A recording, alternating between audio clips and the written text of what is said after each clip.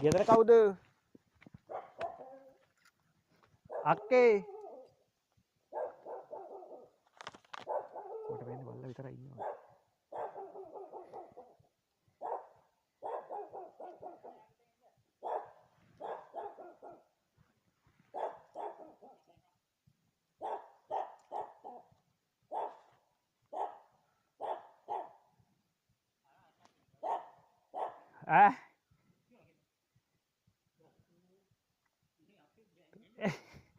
බල්ලා බොර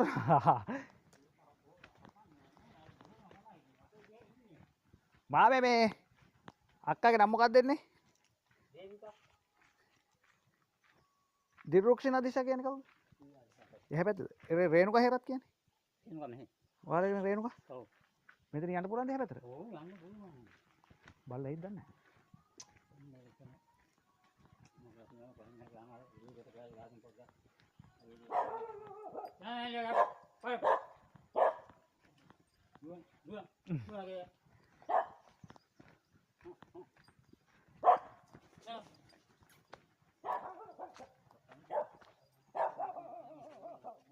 අක්කේ අක්කේ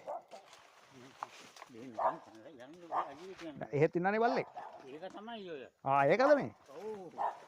එහෙනම් ගෙදරට යනකොට අල්ලගෙන ඉඳන්නේ මාව. අක්කේ